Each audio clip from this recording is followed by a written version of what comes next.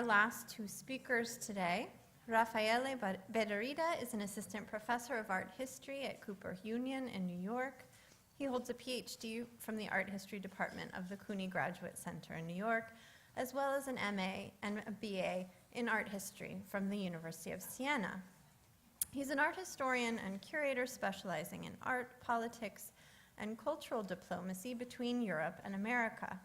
His publications have focused on Italian modernism, from futurism to arte povera, in an international context. In addition to his academic and curatorial activities, Bederrida has regularly lectured on modern and contemporary art topics at the Guggenheim Museum and the Museum of Modern Art. And today he'll be giving a talk, Eterna Primavera, When Hollywood Fell in Love with Modern Italian Art, between 1954 and 1960.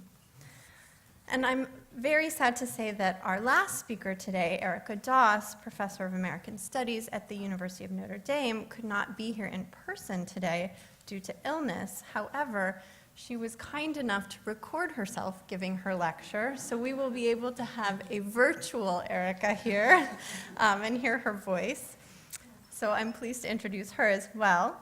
Erica holds a PhD from the University of Minnesota and is a professor in the Department of American Studies at the University of Notre Dame, as I mentioned. Her wide-ranging interests in American art and visual culture are reflected in the breadth of her publications, which include Benton, Pollock, and the Politics of Modernism, From Regionalism to Abstract Expressionism, published in 1991, and which received our museum's Charles C. Eldridge Prize for Distinguished Book in American Art, Spirit Poles and Flying Pigs, Public Art and Cultural Democracy in American Communities of 1995, Elvis Culture, Fans, Faith and Image, 1999, Looking at Life magazine, 20th Century American Art, The Emotional Life of Contemporary Public Memorials, Towards a Theory of Temporary Memorials, Memorial Mania, published in 2010, Public Feeling in America, and finally, American Art of the 20th and 21st Centuries, published in 2017. Erica Doss is the recipient of several Fulbright Awards and has also held fellowships at the Stanford Humanities Center, the Georgia O'Keeffe Museum Research Center, and, as I mentioned earlier, the Smithsonian American Art Museum. And today she will be speaking to us from afar on Death, Decay, and Ruination, Paul Tec's Technological Reliquaries and the Muses of Italy. So now I would like to welcome Raffaele Bederrida.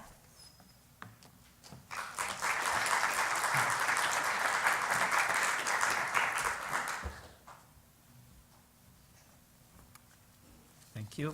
I want to thank the organizers for having me and you all for being here. I start with a portion from a movie. I'm going to show a few of them tonight.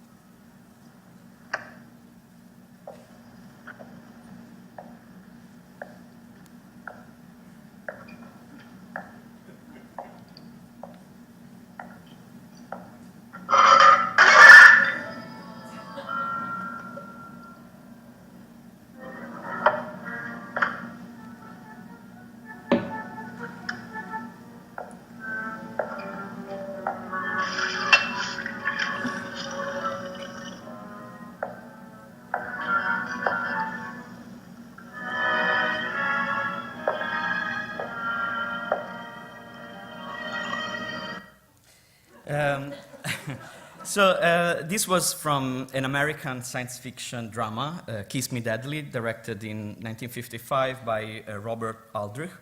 The movie has a complicated plot with the Cold War implications. The characters look for a mysterious box which, when it's opened, provokes a deadly explosion, as you see in the images on the right. In our scene, the main character, an investigator, is looking for information from an art dealer who takes sleeping pills to avoid being interrogated. The camera, as well as the actor, as you saw, focuses closely on the artworks by mostly Italian artists. You saw Marino Marini, Afro Basaldella, Giorgio Morandi, Franco Gentilini, and Massimo Campigli. But these artworks have no role whatsoever in the movie. So my questions are, why did Aldrich choose this exhibit of modern Italian art for his movie? What did it stand for? And how would it be perceived by the American public at the time? And as I researched this topic, I realized that this was part of a larger phenomenon, and I'm going to focus on two main aspects. One is the emerging success of modern Italian art in the United States during the 1950s, how it happened and how it changed through time. And second, the role that modern art played in changing the perception of Italy in this country in the years between the Reconstruction and the economic boom of the late 1950s. By Reconstruction, I mean the 10 years following the fall of fascism and the end of World War II. As we're going to see, in the post-war period, the image of Italy was of an impoverished and destroyed country, but in the mid-1950s, a new facade emerged. The so-called New Italy was all about elegance and sophistication and presentness. Art played a key role in creating this new facade.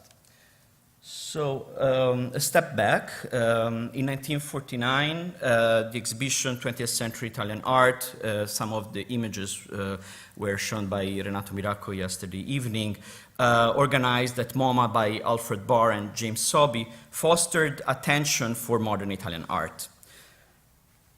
One effect of the show was to rehabilitate Italian art before fascism, just 4 years after the fall of Mussolini. In particular, the sections on futurism, which you see here on the left, and on the Chirico on the right, only included work predating fascism's race to power in 1922, and ignoring work produced under the regime. Secondly, it promoted contemporary Italian art as a new renaissance after the fall of fascism and after the defeat of communism in the political elections of 1948. Here you see two of the hits of the show. On the left is Renato Guttuso, on the right is Marino Marini. Both of them actually thrived under fascism. And Guttuso, as we saw from Peter Benson Miller's presentation, was a prominent communist in post-war Italy. But the show did not address this aspect. The show succeeded in fostering interest and a market in the United States for contemporary Italian art. In New York City alone, Catherine Viviano opened a gallery dedicated to contemporary Italian art. On the left is the catalog of her opening show, which includes some of the artists we've seen so far, Afro, Guttuso, but also Cagli, Morlotti, and Pizzinato. And Kurt Valentin started a successful collaboration with Marino Marini, and what you see here on the right, Life magazine called him a US bestseller. What is relevant to this study also is the language and the interpretive mode through which this art was promoted. Again, the MoMA show set the tone. The image that it emphasized for post-war Italy was one of destruction and poverty. On the left is the catalog cover showing Italian art as a dead trunk from which new life emerges. On the right is the work of the youngest artist in the show, Renzo Vespignani, which was purchased by MoMA, depicting the impoverished, ruined peripheries of Rome. And this same image was popularized by neorealist movies in the same period, as we're going to see. Images of people, but also of artworks, emerging from the rubbles were ubiquitous. On the left is a photographic essay dedicated by Life magazine to Italy, entitled Rebirth. On the right is a photo destined to become famous of the artist Lucio Fontana, who had spent the years of the war in Argentina. And when he returned to Milan in 1947, he found his studio destroyed by Allied bombs, and this is what is being depicted here. The theme of the rubbles had a redemptive function, but also the convenient effect of covering up the recent past. Today, Fontana is best known for his cat canvases of the 1960s, here on the left. But in the immediate post-war moment, people mostly remember his fascist monuments, such as the one on the right. This is his sculpture for the Sala della Vittoria of the 1936 Triennale of Milan, which celebrated the imperialist conquest of Ethiopia. Neorealist films, too, frequently showed a destroyed country. Very often they emphasized friendship, love, or in general life stories re-emerging from the rubbles. Monuments, too, were literally framed by destruction and emerging from it. Like MoMA's cover, the message was that the war had buried the recent past, what philosopher Benedetto Croce famously called the fascist parenthesis. But the new Renaissance of Italy was well rooted in the country's glorious past. A case in point was the exhibition Italy at Work, Her Renaissance in Design Today, which circulated through the United States for 3 years. It embraced the rhetoric of the new Renaissance and also of the roots. Another tree on the cover of the catalog, the Vespa exhibited right next to the Sicilian carriage, and it celebrated hard-working Italians reconstructing the country. So the idea was one of a collective effort to reconnect tradition and modernity across the fascist parentheses, and with the help of the Marshall Plan. The way American critics described Italian art followed a similar redemptive logic. This is how Time magazine described Marino Marini in 1950. Quote, Marini's sculpture celebrates humility, awkwardness, and sorrow, plus dogged endurance. Now keep these words in mind because the same artist and the same work will be discussed in very different terms just a few years later. The New York Herald Tribune wrote about this painting by Afro. Quote, a twisted barbed wire kind of line that loops through the composition suggests memories of war or its aftermath, end of quote. The actual ambiguity of this nearly abstract image was overlooked in favor of a post-traumatic and war-related interpretation, and this too is going to change. James Johnson Sweeney, director of the Guggenheim, wrote the first monograph on Alberto Burri in 1955. Here he understood Burri's cuts and stitches as metaphors for wounded bodies. And here, quoting a passage, Burri transmutes rubbish into a metaphor for human bleeding flesh. He vitalizes the dead materials in which he works, makes them live and bleed, then sews up the wounds, end of quote. Burri's use of burlap was associated to St. Francis. Here, the Burri work on the right is compared to a relic of St. Francis in a religious procession. And Francis embodied dignified poverty as a Christian value, which was well rooted in Italy's past and newly relevant in the post-war moment. Sweeney discussed the tactile quality of Burri's work and his incorporation of poor materials as a form of realism in the tradition of Caravaggio. The double effect in experiencing Burri's work of sensual pleasure and disgust at once had, like in Caravaggio, a cathartic effect. So let me summarize. In the United States, all this language and rhetoric served the purpose of redeeming Italy, the former enemy and the current ally. In Italy, the rhetoric of poverty and humbleness provided a language of absolution that united Catholics and Marxists, namely the ideologies and political forces which dominated the post-war years. Simultaneously, however, a different image of Italy slowly emerged and then became dominant in the 1950s. The show The New Decade, organized by Andrew Ritchie at MoMA, signaled the shift at an institutional level. What you see here are the rooms of Afro on the top and Burri on the bottom, so the same artist we've been looking at. And this new image had three main characteristics. Of course, this is summarization. One was that of optimism. The post-war decade characterized by trauma and poverty was over. It was time to look forward to a new decade of hope, as Ricci wrote in the exhibition catalog. The second characteristic was new, young. These terms were now used all the time, and they were used for Italy too. Critics now let go of the emphasis on Italy's past and focused on the present instead.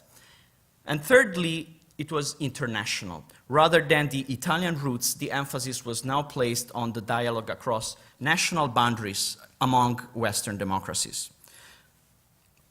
MoMA show compared the Italians to other Western European artists. Here on the left is the catalog cover. But even more important was the comparison with America. A witness show bearing the same title and dedicated to American art opened simultaneously, and that's the catalog cover on the right.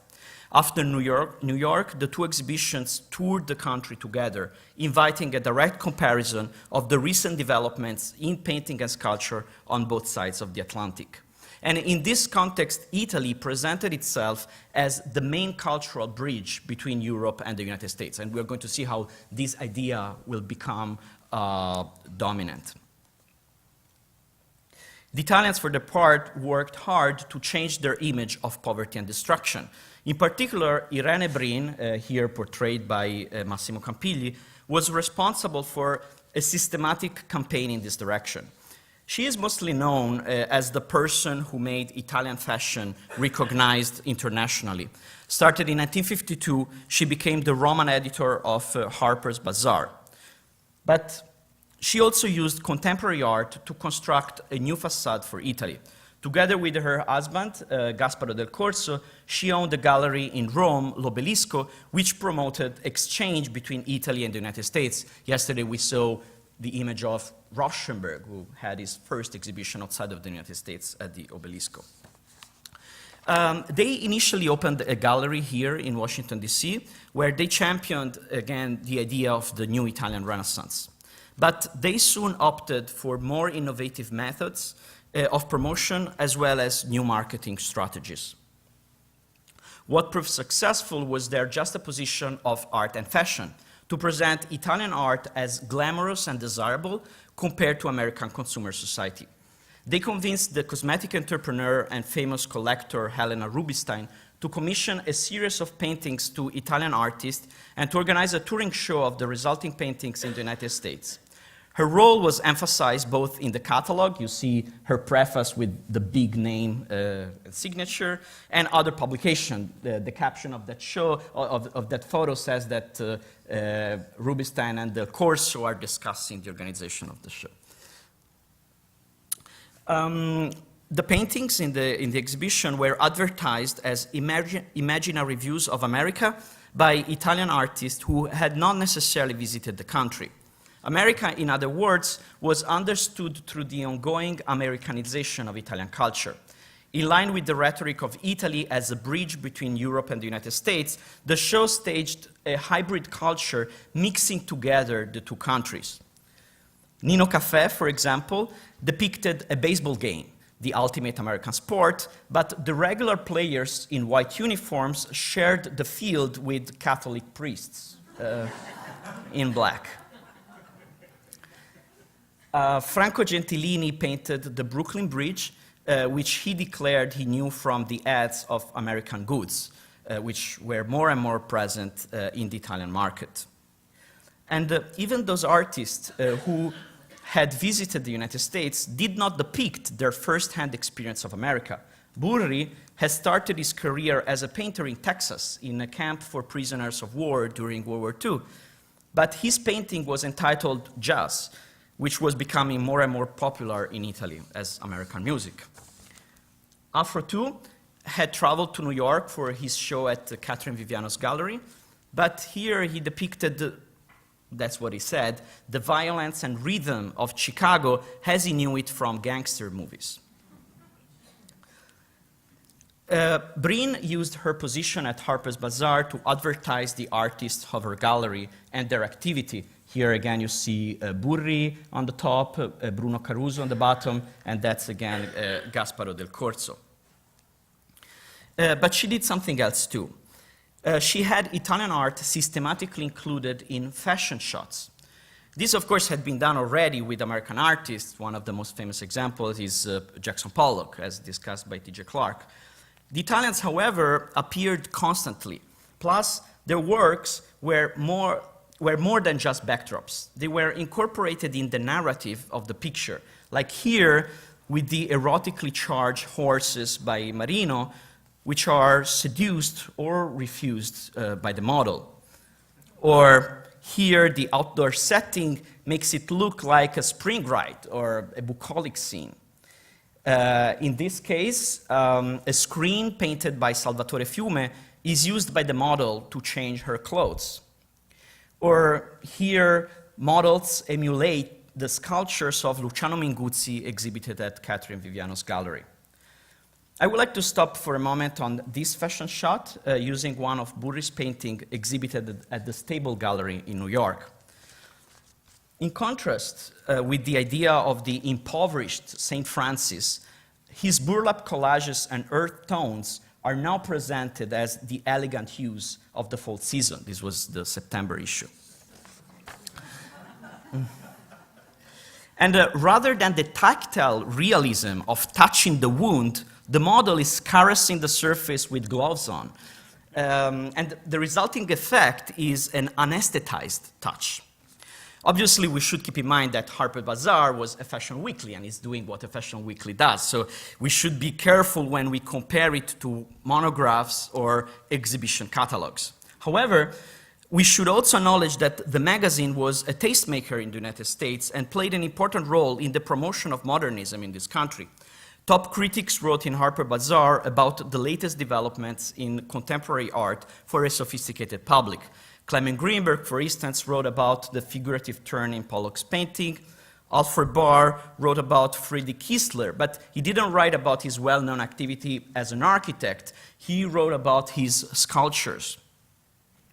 Or James Johnson Sweeney wrote about little-known young artists in Paris. Harper's Bazaar was also where you could find celebrated photographers such as Brassai and Cartier-Bresson. In both cases, these were photos shot in Italy, and Breen was key in inviting them for this. Or before we saw Richard Avedon, who blurred the boundaries between photojournalism, fashion, and fine arts. This is finally where the young Andy Warhol started his career as an illustrator and graphic designer during the same years. And Irene Breen was perfectly aware of the platform where she was working and used it to construct a new image of a sophisticated and international Italy. The piece here, reproduced on the right,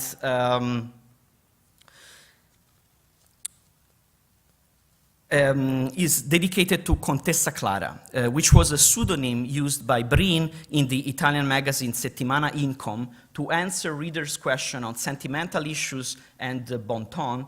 And here I'm just quoting a passage to give you a sense of the tone of this. Quote, "I remember when I was a child, I had the rare privilege of visiting the museum in London with my grandmother, the Empress Elizabeth of Austria, and her sister, the ex-Queen of Naples. And I will always remember the horror with which they viewed the opulent curves of the ancient statues." End of quote. So we are far away from the emphasis on the Mediterranean, the vernacular, the rural, the ancient, which dominated neo-realist films, but also the 1949 MoMA show. The new image of Italy, like this photo on the right of Marella Caracciolo Agnelli, was one of aristocratic and international sophistication. Contemporary art was part of the same marketing strategy. Breen and Del Corso now replaced the word Renaissance with the term Primavera, spring. The title of this show was Eternal Spring, which of course signified the same concept of rebirth without referencing Italy's past. And also they always attached the term young to their shows. Here in the green of the Italian flag is young Italian painters, regardless of the actual age of the artists. Italy, in other words, was presented as fresh and focused on the present. More importantly, they targeted new audiences by having their shows tour the United States through their collaboration with the American Federation of Arts. The goal was to reach a glamorous, wealthy public beyond the art centers of the East Coast. And in particular, they targeted Hollywood people. Eterna Primavera opened in Cincinnati. It then toured through the United States and reached the Frank Pertz Gallery in Beverly Hills in November 1954. And this is where Aldrich shot the movie Kiss Me Deadly that we saw at the very beginning. In line with Breen's marketing strategy, the paintings in Aldrich's film functioned as a sophisticated art that was incomprehensible to the simple-minded protagonist and to the general public alike. They could be recognized as modernist paintings, but they were not famous names, such as Picasso or Matisse. As we saw, the private detective in the film needs to get information, but his attempt is vain. And these Italian modern paintings stood for something equally incomprehensible, like their owner, significantly named Mist.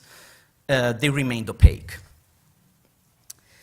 Breen's strategy proved effective. Italian modernism became highly requested in the Hollywood environment. The exhibition New Renaissance in Italy at the Pasadena Art Museum was made possible by the many loans from Hollywood collectors. The roster of the lenders included the crème de la crème of the film industry, actors from Kirk Douglas to Vincent Price, press agents, producers, screenwriters, all of them.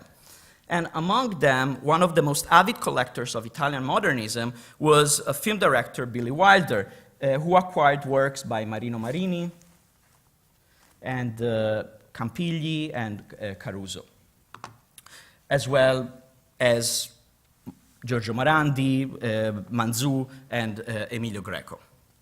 His collection did not focus specifically on Italian art, as you can see from these photographs, but it is significant that he used his Italian artists in his films much more than, say, his Picasso, Balthus, or Léger.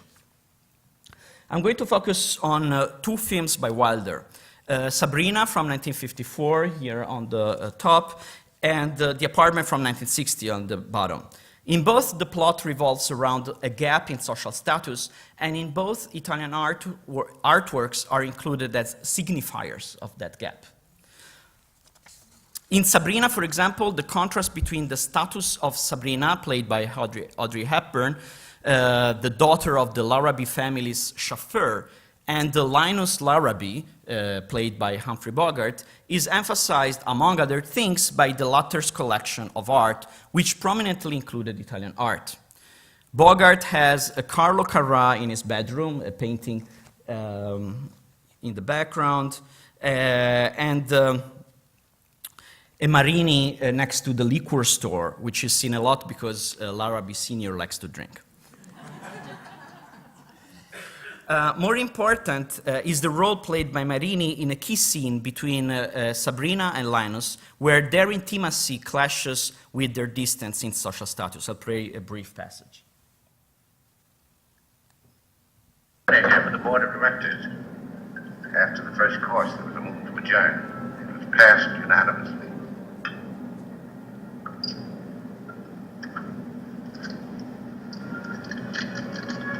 What do we start with?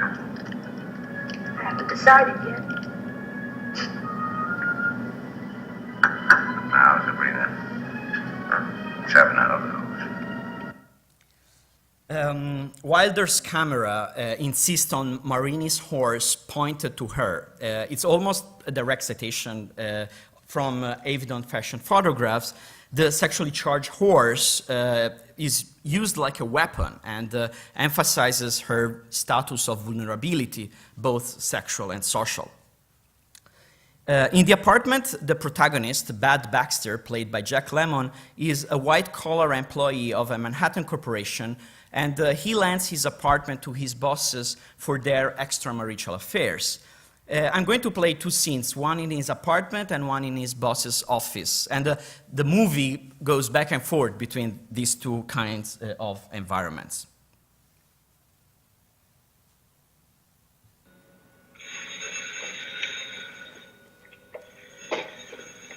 Hello?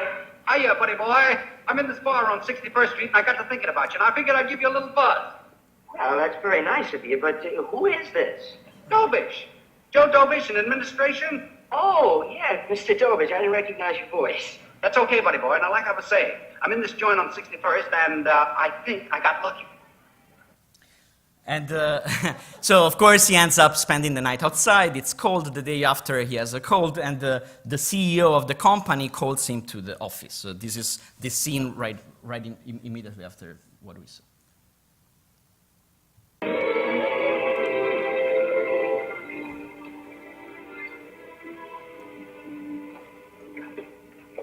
C.C. Baxter, Ordinary Preview of Accounting. Mr. Sheldrake called me. I promise you, that is, I tried to call you for 20 minutes. Sorry. Go on in.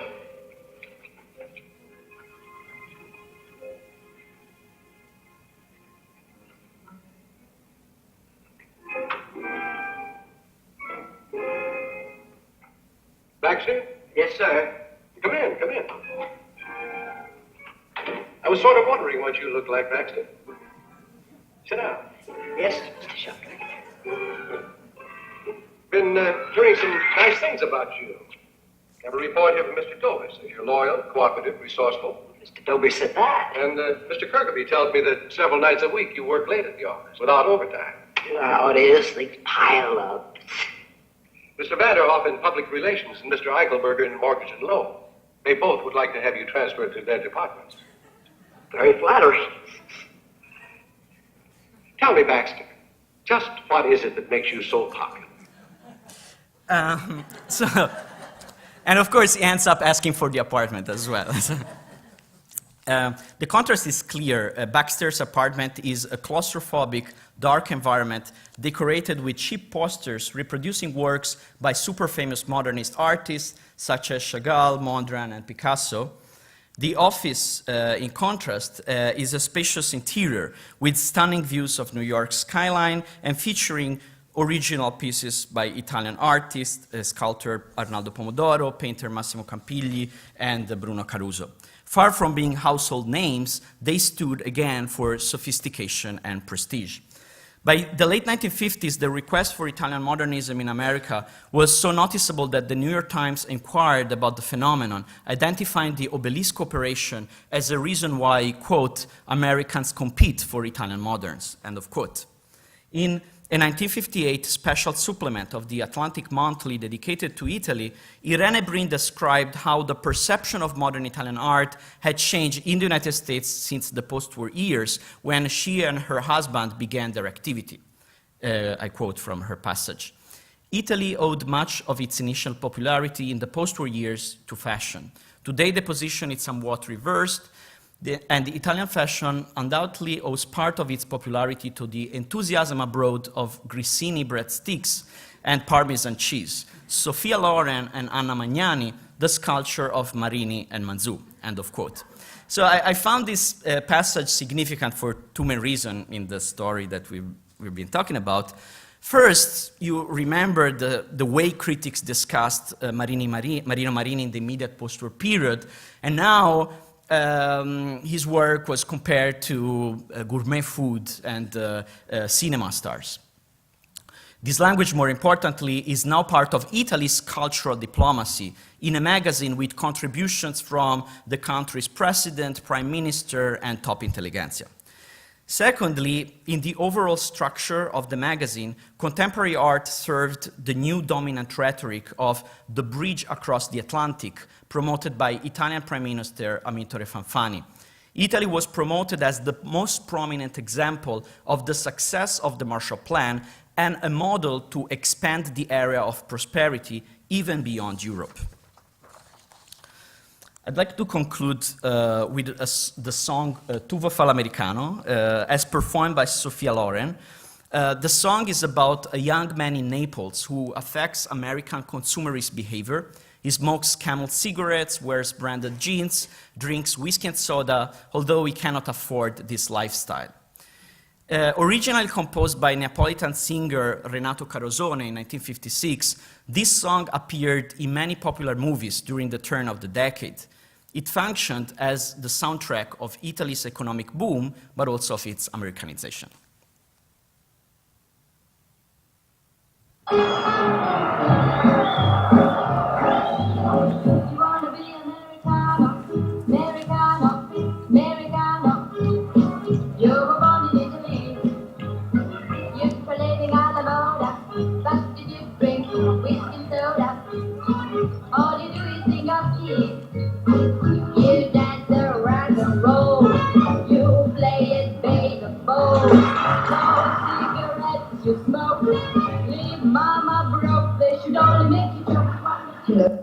Thank you.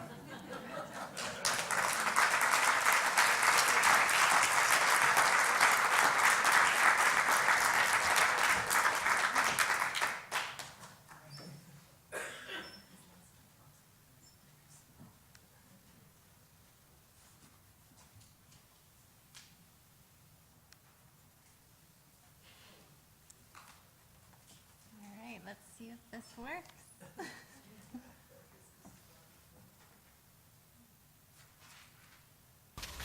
Hi, this is Erica Doss, and I'm delighted to be a part of today's important symposium, even if disembodied from all of you. I want to thank the organizers of the conference, and especially Melissa DeBacchus and Amelia Gerolitz.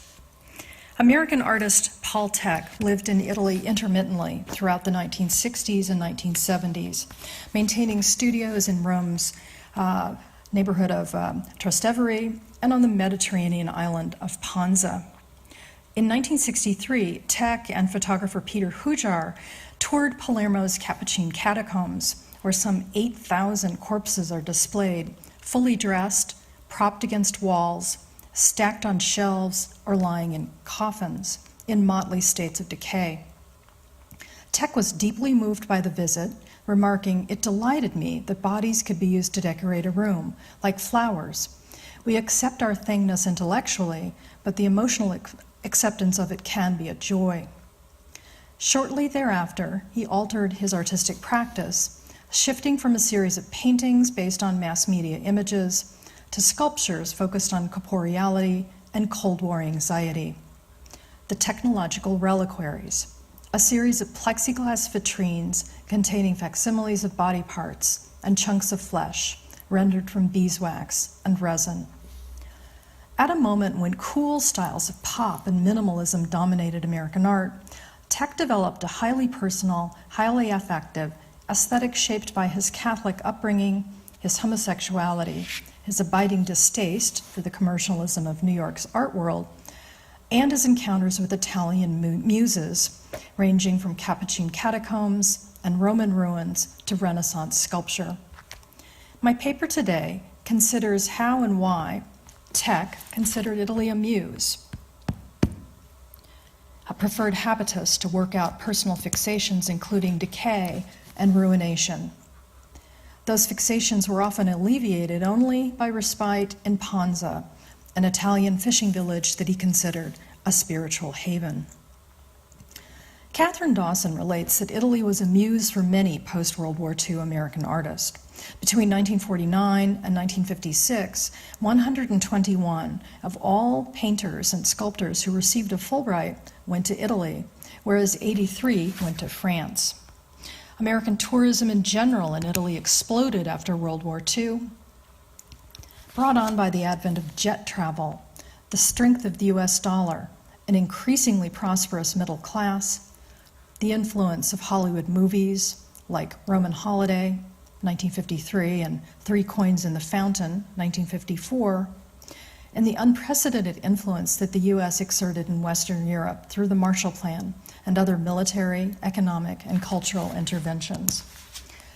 Fellowships, including those offered by Fulbright, Guggenheim, the American Academy, and the Tiffany Foundation, helped bring scores of American artists to Italy, including Tec, who received a Fulbright in 1967. Italy's post-war appeal for artists was repeatedly covered in post-war American magazines. In the world of art, all roads today lead to the Eternal City, New York Times Sunday Magazine staffer Robert Hawkins wrote in 1955. This is the new Mecca for the artistic cognoscenti, where the practicing cultists come to worship.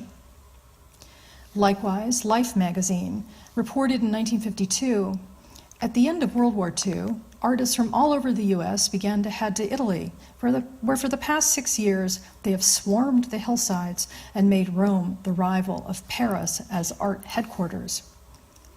Each magazine compared the current migration with the swarm of American artists who had spent time in Rome, Florence, and Venice in the 19th century, including Hiram Powers and Sanford Gifford. Each also explained that Italy was a particular muse for post-war American artists because of its low cost for art studios, supplies, food, drink, its congenial people, its good weather, especially in Rome, and its great art and monuments." End of quote. Life, always keen to promote American interest, concluded its article by remarking that American artists were, quote, "hopeful that what they produce in Italy will bring rewards in the U.S. As one artist put it, "Italy is our studio, but America is our market."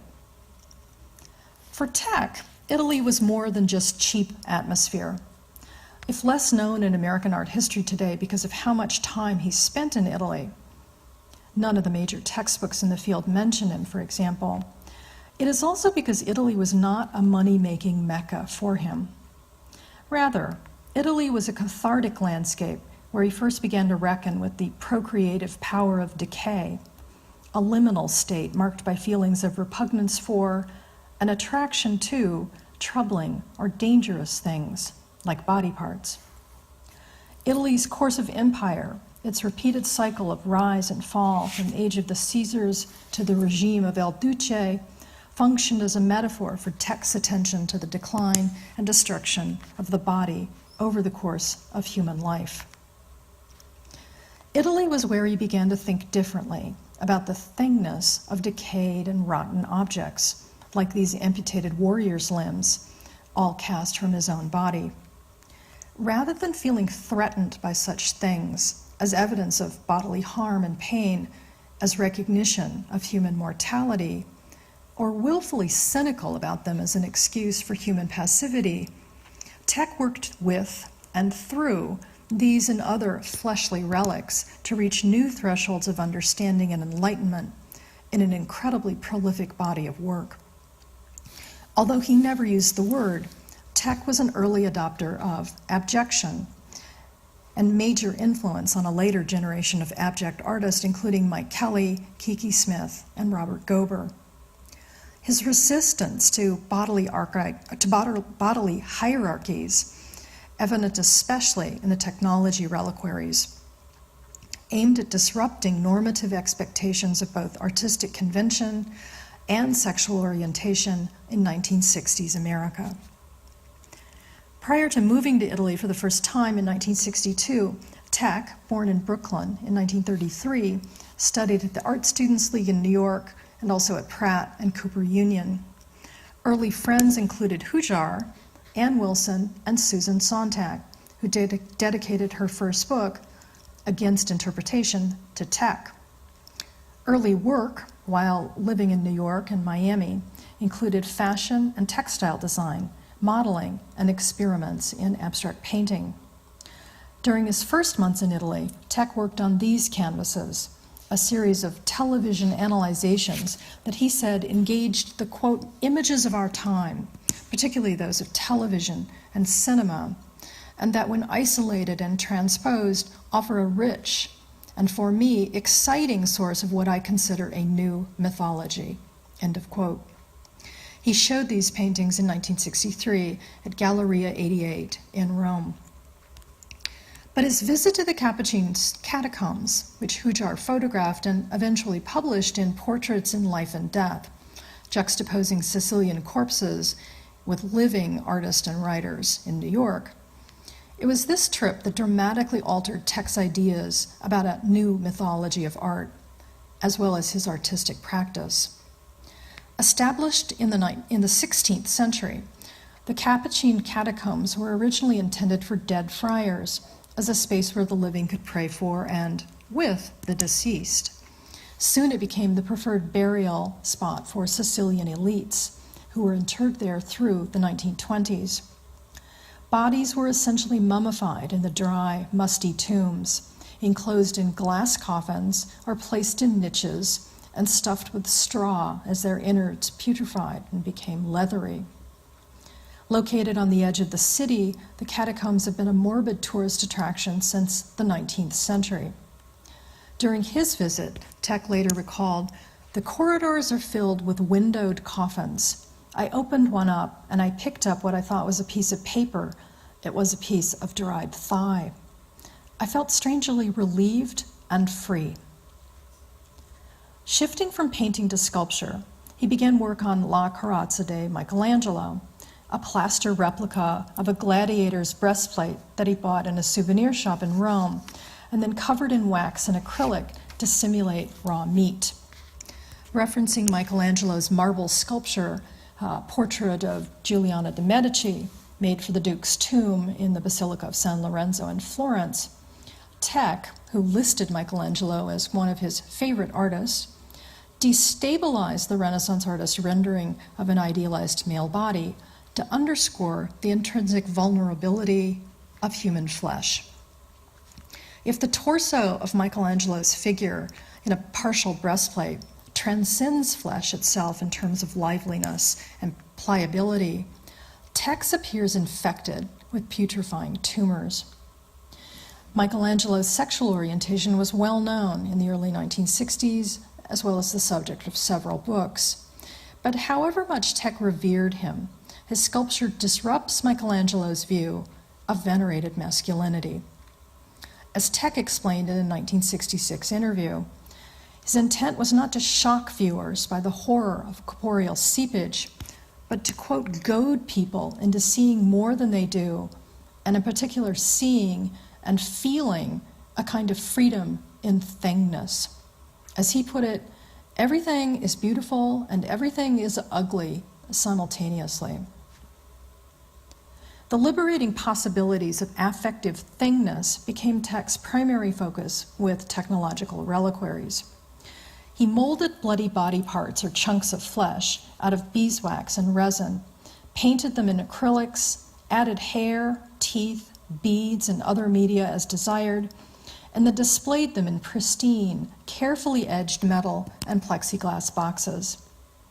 Richard Flood and other critics saw these works as temptingly analogous to the carnage of the Vietnam War, and after watching the recent PBS series by Ken Burns and Lynn Novick, I tend to agree. Shown at Stable Gallery in 1964, these were Tec's first commercially successful works. Today, the meat pieces sell for upwards of $1 million. Also in 1964, Tec did a screen test at the studio and told Warhol, "All that your Brillo boxes need is a piece of flesh inside." Warhol gave him a box, and Tec refashioned it by removing a side and inserting a slab of meat perforated by plastic tubing. Shown to critical acclaim in the Pace Gallery's Beyond Realism show in 1965, Tec was offered a solo show at Pace in 1966. Following the theme of repugnance and attraction, Tec's meat sculptures are also humorous, even campy.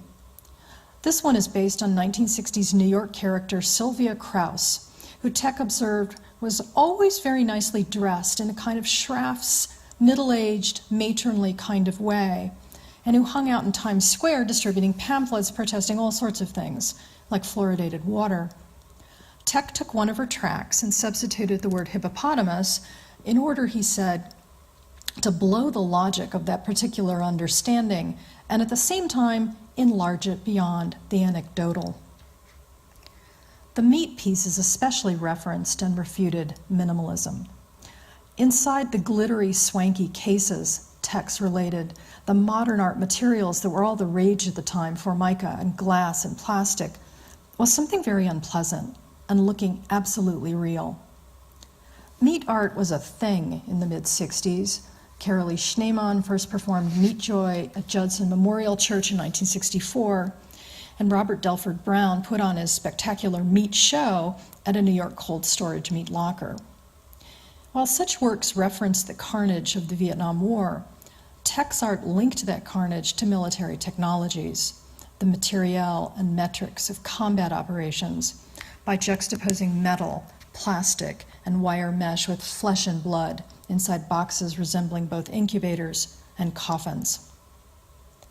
The culminating work in the Technological Reliquaries was The Tomb, which featured a life-sized effigy of Tec in a pink suit with severed fingers, blackened tongue, and psychedelic disc of painted butterflies on his cheeks, laid to rest next to pink goblets inside a one-story-high pink ziggurat. First shown at Stable Gallery in 1967, and then reinstalled all over Europe in various museums over the next decade, Tec's funerary monument to himself was a 1960s sensation. Dubbed Death of Hippie by critics, some visitors left flowers and other items at the installation. Hujar photographed Tec working on and lying next to his dead self, echoing the photos he took of Tec at the Capuchin catacombs, the spark for the Meat Reliquaries series.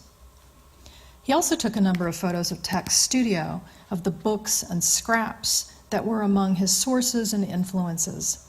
Pictures of Michelangelo's David, Christ on the Cross, diseased cells, organs and body parts, various articles about freaks and disasters in the daily news, and importantly, bits of religious ephemera. Both the tomb and technological reliquaries are contextualized by Roman Catholic material culture, and in particular the shrines and reliquaries that Tec saw during his travels in Italy. Rome, of course, is resplendent with some of the holiest of holy Christian relics, the heads of Saints Peter and Paul, and the holy umbilical cord at St. John Lateran, pieces of the True Cross at the Church Santa Croce in Jerusalem in Rome, body parts of multiple saints, including the heart of St. Camillus de Lellis and the arm of St. Francis Xavier. Tec was raised Catholic and remained engaged with the faith throughout his entire life. He was certainly familiar with Catholicism's veneration of holy bodies. Yet, like other modern American artists born and raised in the Catholic faith, Warhol, Gober, Kiki Smith, Mike Kelly, Tec's faith was fraught by the church's censor of sexual difference and its spiritual embrace of the body as a vessel of divine spirit, as the agent of suffering and martyrdom. As Eleanor Hartney relates, the Catholic perspective pushes certain artists toward the corporeal and the transgressive. This is certainly true of Tec, whose corporeal meat pieces were predicated on, as he said, the revitalization of our senses and perceptions, past the cool formalism of minimalism to a more emotionally engaged thingness that accommodated the body on nuanced, non-normative terms. Unfortunately, it didn't work. As heated as the 1960s were, the contemplative emotional engagement and transformative affect that Tec most aspired to generate was itself minimal during the decade.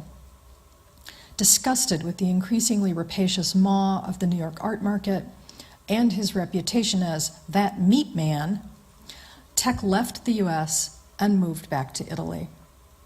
In 1967 in Turin, he associated with La Stella di Mario Schifano, the Stars of Mario Schifano, an Italian rock band, they only put out one record, patronized by Italian painter and filmmaker Schifano. This was sort of like the relationship of the Velvet Underground and Warhol. In 1968, Tec landed at Ponza on Italy's west coast, where he rented a small white house and, always the athlete, spent a lot of time diving, exploring underwater sea caves. He also kept a studio in Rome. Again, the muse of Italy transformed his art interest, and Ponza in particular became a spiritual haven. In between developing huge collaborative installations for museums in Amsterdam, Stockholm, Lucerne, and for Documenta 5 in Kassel, Tec returned to painting and drawing. Pencil and pen sketches of the island and himself, oils and watercolors of the sea. He kept extensive notebooks and journals, listing, for example, in 96 Sacraments, various ways to praise the Lord, to atone, to progress, to celebrate life. He had very little money, and many paintings were done on spreads of newspapers. I especially like how the crossword puzzle peeks out on the left side of this painting, Chicken Coop and Distant Island. Diver, a metaphor for Tec's persistent plunge into the unknown, and the title of a Whitney Museum retrospective of his work in 2011, was possibly inspired by a fresco in the Tomb of the Diver, a 5th century wall painting in Paestum, Italy, that was rediscovered in 1968. Tec's Ponza seascapes and figure sketches seem a complete reversal from the meticulously rendered technological reliquaries with their pointed juxtapositions of body and machine and pointed critiques of favored art institution styles.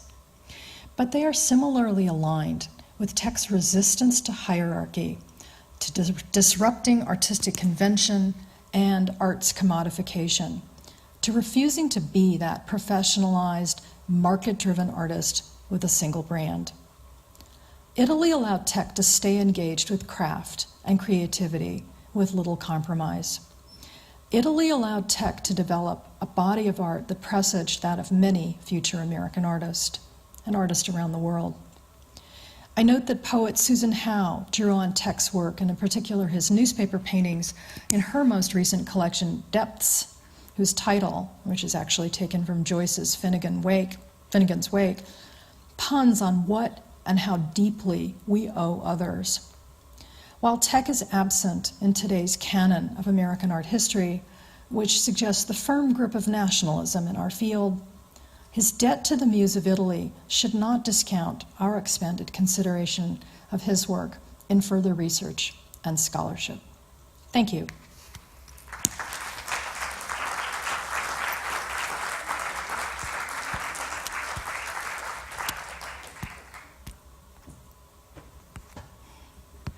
Could the speakers, the non-disembodied speakers at least, come up to the table?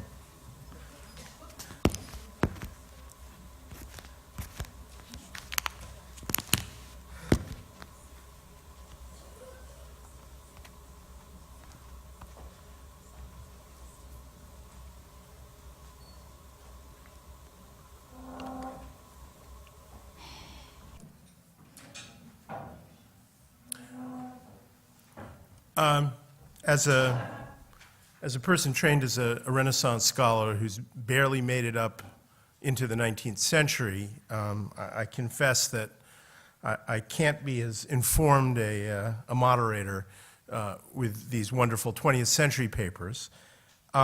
So I thought I'd get us started right away on the questions. I have a few of my own if things flag, but if they do not, I would happily leave it to the audience.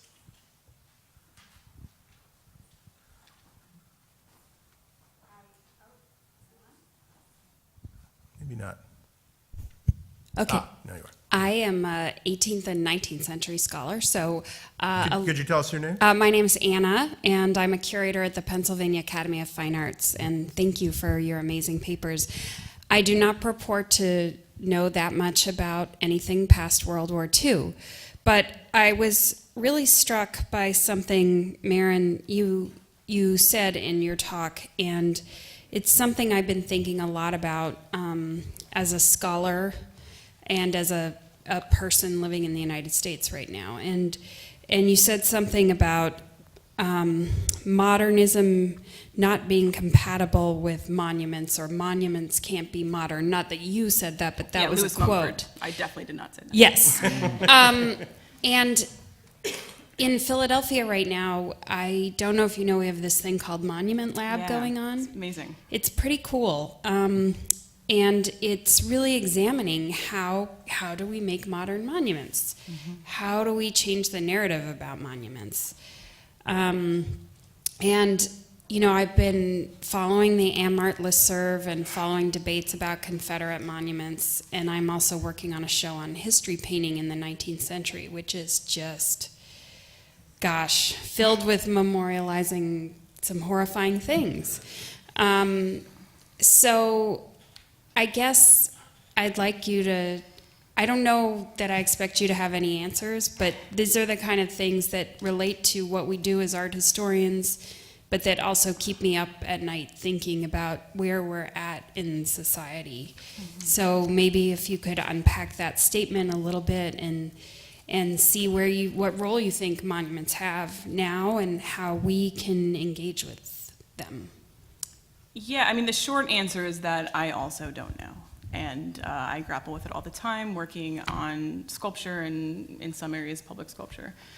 or in sculpture that purports to be for the public. And I think that in and of itself is like a obviously very fraught idea too. I think for me, in approaching the artists that I talked about, and this particular moment of sculpture in Italy by non-Italians, in a way, I think it's almost, can we have a conversation around monuments that does not have to do with monuments, right? Like the separation of monumentality versus the monument, and the monument versus memorialization, which have very different functions. So yeah, I have like a really like horribly inadequate answer for you, but I love the fact that every day I wake up and look at newspapers and see people talking about sculpture and public monuments and the role that they play in our lives. And I feel like this is certainly a moment where we as art historians are not just an expert that should be asked about this for like a nice soundbite, but very integral players in this, right? To take that pause and to go, what are the role of these objects, not just as monuments, not just as memorials to history, but as artworks, right? I feel like that's also something that gets forgot about in this conversation, and certainly with the artists that I talked about, I think this is where abstraction becomes very interesting in the mix too. So, yeah, I don't have a great answer for you, I'm sorry.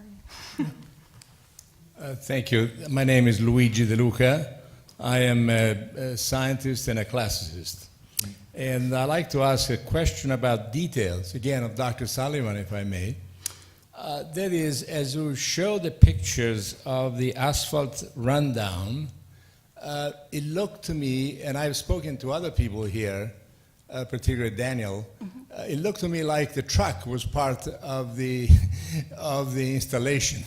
And obviously it was not, because then it disappeared at one point.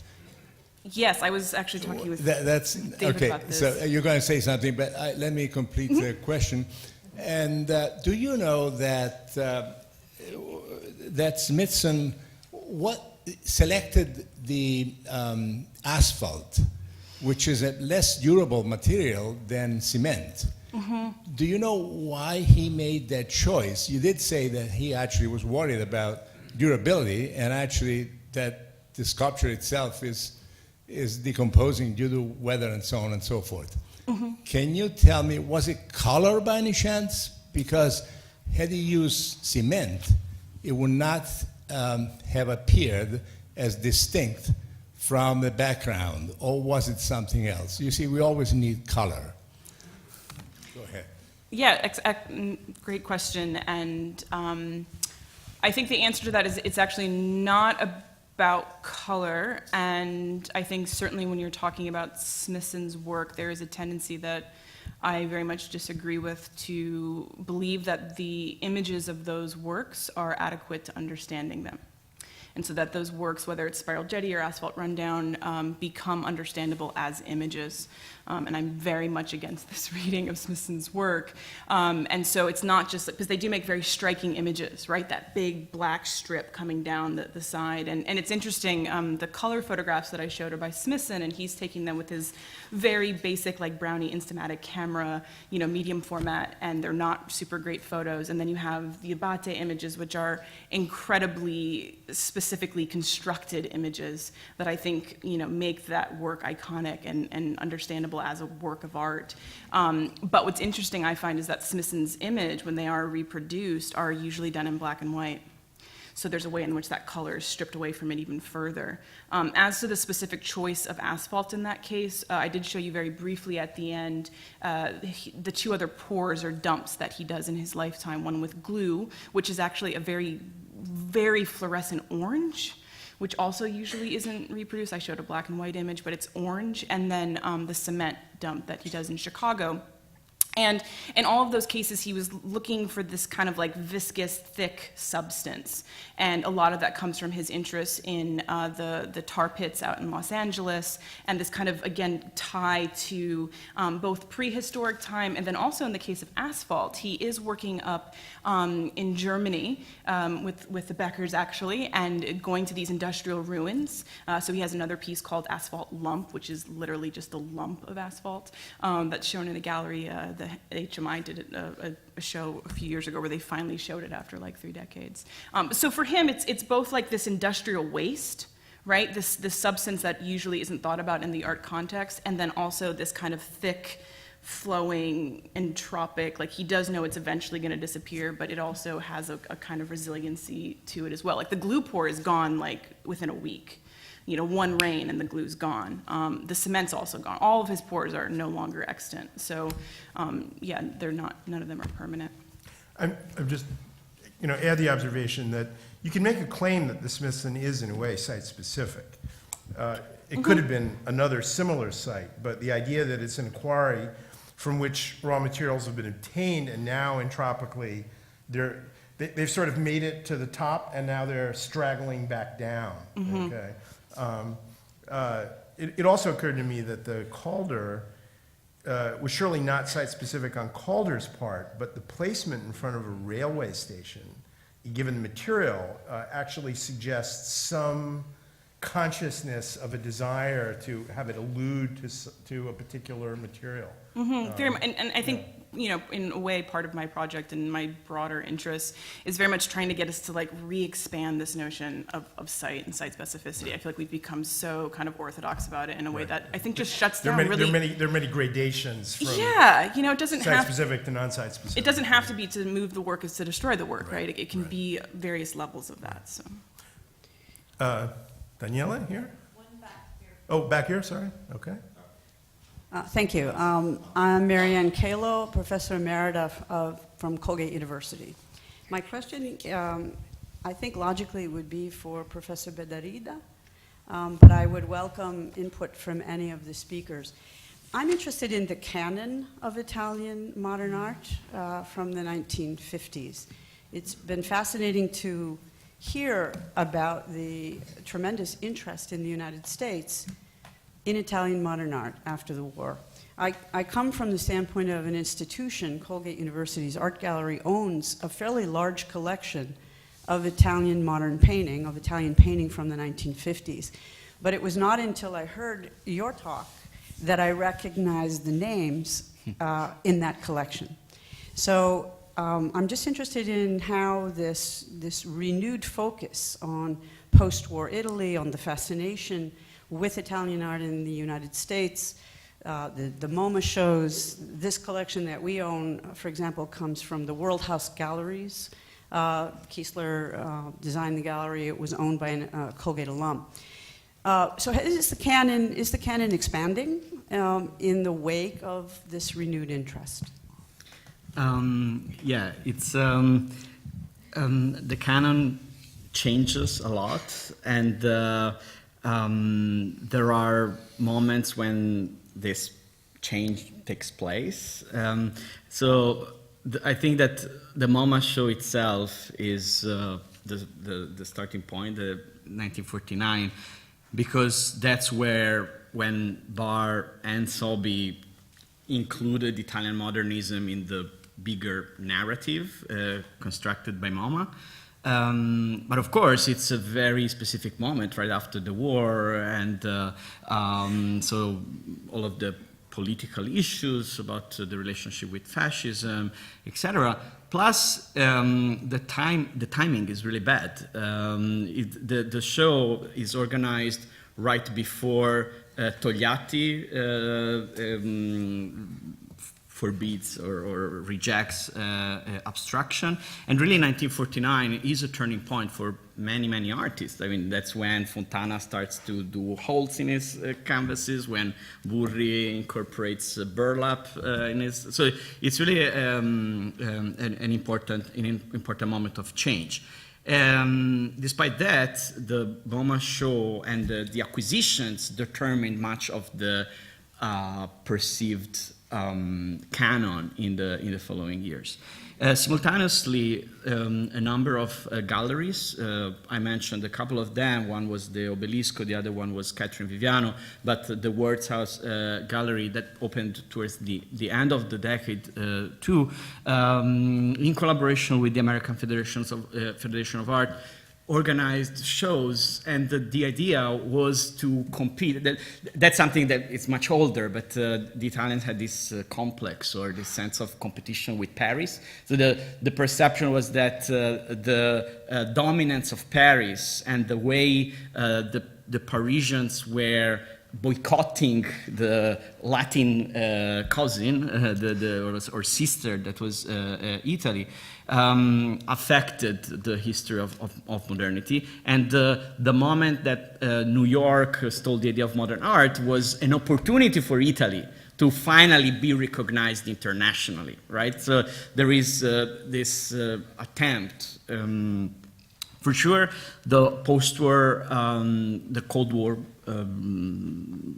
cultural diplomacy has a big role in this. So Italy had one of the strongest communist party in the Western world, and the perception was that Italy was always on the verge of joining the Eastern Bloc, or at least of a revolution. So that emphasis on the hardworking Italians, the Renaissance, the productivity with the freedom, liberty, and the help of the Marshall Plan was part of that kind of encouragement and ideology. The other thing to mention, of course, I think there should be much more, and I'm sure that Sergio will have something to add, but this doesn't last much. So by the mid-1960s, all of these artists are totally forgotten. In general, Europe, but Italy, I mean, probably, Morandi, yes, but those artists that I showed, Campilli, Gentilini, etc., they did not last, and so they did not enter the canon. I don't know, I just have one comment, and that is, listening to your talk, I was struck by the degree to which this sort of pact between the fashion world, using contemporary art, or a kind of reciprocal arrangement where fashion seems more glamorous in association with the art, and the art seems more glamorous in association with the fashion. And it's not that different from what's happening today. I mean, it's no mystery that the biggest and most important museum dedicated to contemporary Italian art, well, international, but there are a lot of Italians, is the Prada Foundation, who is driving also the market. They're buying a lot of American art too, but and you think of Arnaud in France. I mean, there's a kind of pact between fashion and art that is, I think, responsible too for a lot of the newfound population that Italian modern art is finding today. I don't know if you would agree, but it just looked like that set a template for something that's might have had a gap, but is being renewed. I would also say too, concerning this question of the canon, something that unfortunately really hasn't come up in the conference, is also the relationship with art and design in post-war Italy. And the way that design is also being promoted and shown and exhibited and markets created for. And a lot of times I think when you talk with people about post-war Italian visual culture, they might be more familiar with the design than they are with the artists. So I think that's also another, I mean, it's not directly related to your question, but I think it is a part of that broader conversation and definitely relates to the fashion and the way that that's being promoted. I just wanted to touch on something there with Raffaele. So the prices don't last, but in the sort of heyday, say from sort of 53 to 57, 58, I still take it that the prices for Italian modernism were considerably below the prices for French modernism, yes, let's say. Yes, and that they never reached the kind of popularity of, yes. So clearly there's a certain level at which, say, Hollywood, trying to acquire originals so they look like originals on the wall, can benefit from the kind of the entry-level European modernism market rather than the fully mature European modernism market. Can I ask something about this question about the canon of Italian art? I don't know. This is just something that could be further developed. I'm not proposing any definite answer about that. But first of all, in 1949, when the Italian show at the moment took place, Renato Guttuso was considered the new emerging star in Italy, and the MoMA purchased some, I don't know, maybe four, I don't know how many, but some paintings.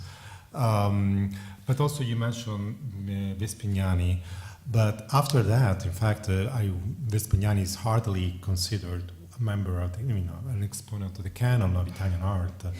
And Guttuso himself, his star declined after, in the 60s, for instance. So, of course, the canon is always changing. But maybe one of the things that, I was struck by a photograph that Rafael showed us with the Vespa and next to the chariot, the very vernacular and traditional rural chariot. And maybe the way we understand modernity in Italy is technology that is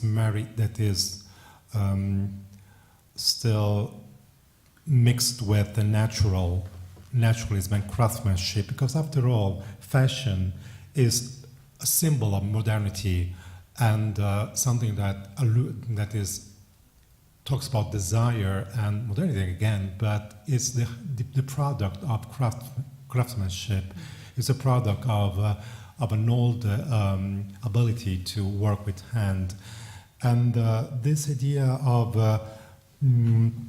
maybe the contribution to Italy to modernity is Italy is as a country that is able to marry creativity, natural spontaneity with modernity that is not totally devoted to standardization, mechanization, dehumanization. So modernity is understood with the humanist side of it. I think this is something that also predates our discourse, because that goes back to the way fascists also present the Italian modernity. That was modernity very different from American one.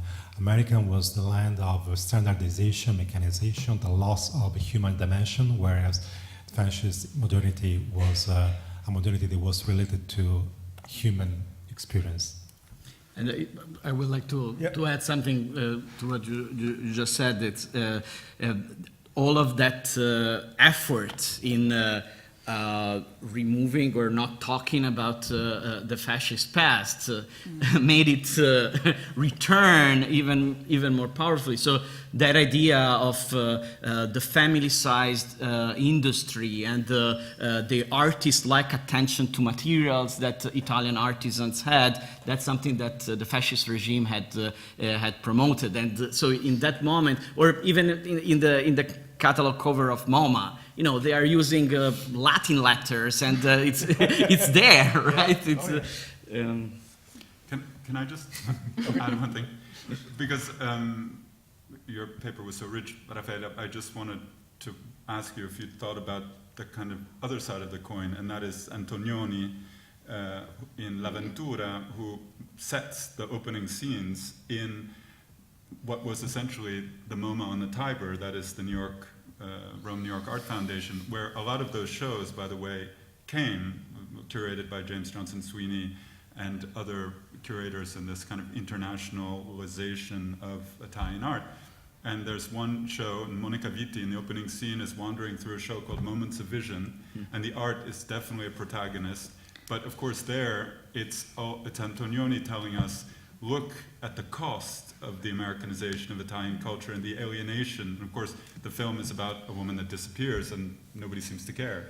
And it's, what America brought to Italy was a breakup of traditional society and a kind of, dystopian thing. And he sets the tone with contemporary art from America. So it's kind of the reverse. Yeah. And I think the way the Italian reception of American art unfolds during the 1950s is not at all linear. And so, for example, yesterday, Renato Miracco mentioned Peggy Guggenheim. But when Peggy Guggenheim presented their collection in the 1948 Biennale, it was presented by Argan in the catalog, who was only interested in her Picassos and European avant-gardes, no mention of Pollock and the Americans. Then Pollock had some shows, but it's not until the second half of the 50s that the Italians really recognized that that could be interesting. But when that happened, of course, there was a lot of resistance, and that idea of what Antonioni would say, or the opening of the foundation, the American Foundation, was described by a critic as the landing of the Marines on the Tiber, was seen as an act of imperialism. You know. Let's finally go to the patient, Daniela. Actually, thank you, Paul. Actually, you answered half of my questions. I had two, so it's because, and this takes me back also to the remark you made about the role of political appointees, you know, in the American embassy in Rome at the beginning of the 20th century. It's basically, well, I think it's a question for all four of you, but especially Sergio and Raffaele. The role of politics in all this. I mean, fascism, Sergio spoke about basically the influence of Renaissance on New Deal's art, but you know, at the same time, in those years, there was a lot of cross-fertilization between, over the Atlantic, let's say, and you see, at least that's what I saw also in some of the paintings, some of the fascist aesthetic that is reproduced also, in some of the New Deal's murals or frescoes. And in that case, the role that fascism played in promoting a new image of Italy that was basically a political action that made use of other instruments. In a way, it's what happens also to an extent, or I would say to a great extent, after the first exhibits in the 1940s and 50s, the other way around. The United States, we should remember that in the meantime, USIA was created. They changed entirely their libraries in Europe. They introduced into Italy American art and taste on purpose. I mean, there was a policy behind all that. So to go back to my point at the beginning of my presentation today, the politicians, of course, they know that they're using the works of art also as a statement to an extent, or facilitating the exchange across the Atlantic for a purpose that is not necessarily aesthetic or artistic, but has other reasons. Can you, is there? Yes, totally. I mean, the United States have been typically held accountant for using propaganda as a cultural weapon in the 50s, the early 40s, etc. But fascists did the same before, actually, in the United States. And in fact, the 1949 exhibition that took place at MoMA was, in a certain way, a continuation of an attempt that Italian Argan, the critic that he was mentioning, was visiting in 1940, because 1940 was when the great show of Italian masters from the Renaissance took place at the MoMA. So the Museum of Modern Art hosted a great show of 29 masterpieces from the Renaissance.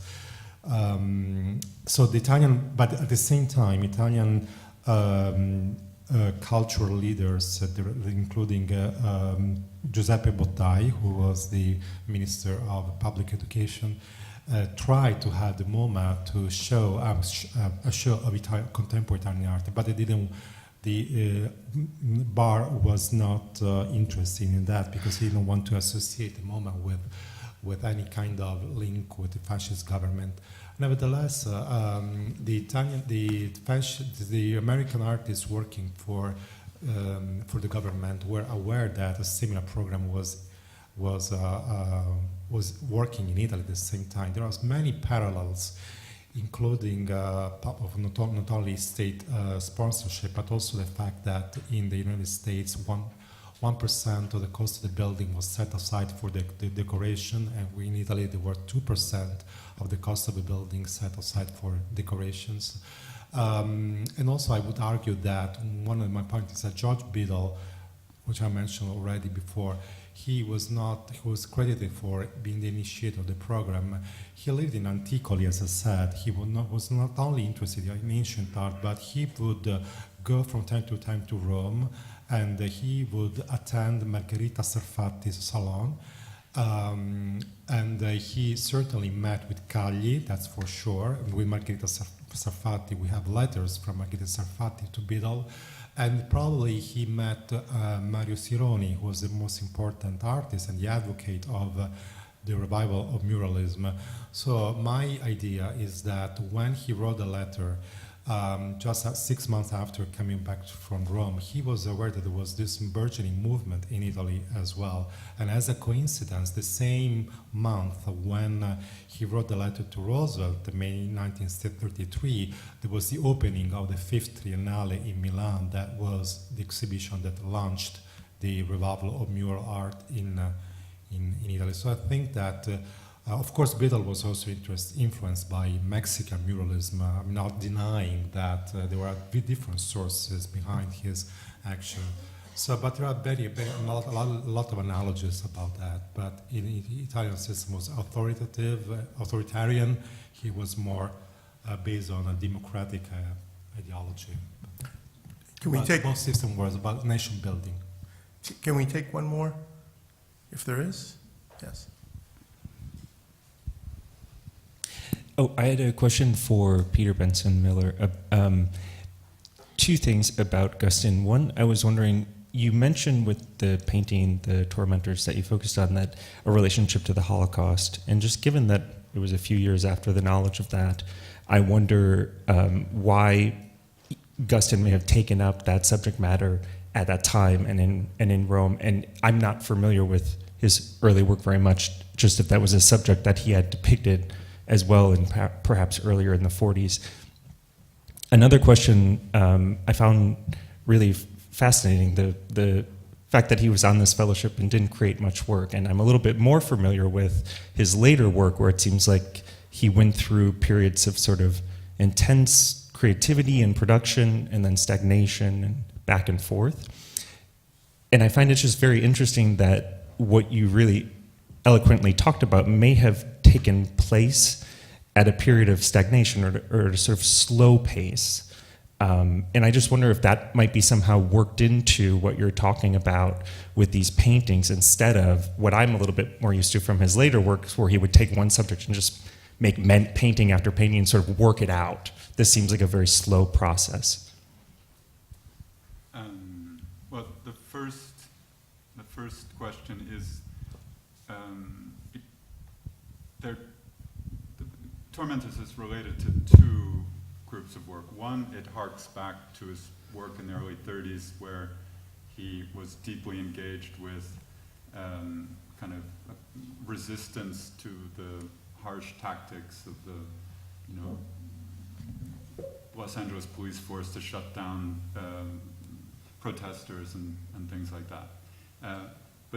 And so a lot of the motifs kind of come to the fore again, the shoe soles and the hoods, which are sort of deconstructed, and you just see sort of a hint of stitching and fabric in the Tormentors.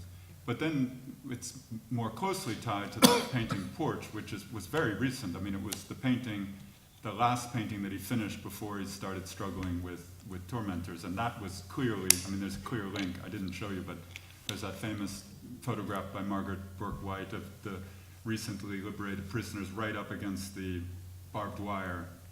That sort of spatial compression is, I think, what's that painting's all about.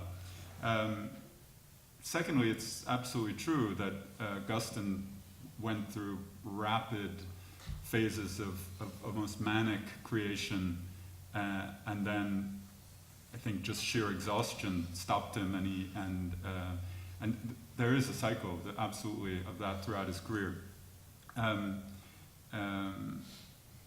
I will say about the Academy, having been the arts director there for almost 5 years, that I see this a lot. I mean, artists come with great plans, and they're overwhelmed by the city. They think, oh, I want to see this, I want to see that, I want to work, I want to take Italian, and it's all a bit overwhelming, and that tends to suppress work for a while, and then they catch up. And so Guston, I think, is perfectly typical of the experience of a typical fellow. That is, it takes a while to get going. There's also the issue of producing a lot of work. How do you get it home? Right? So I think my theory is that he went to Rome without tormentors and then sent for it when he was ready. So I don't know if that answers your question, but I think it's all tied up together.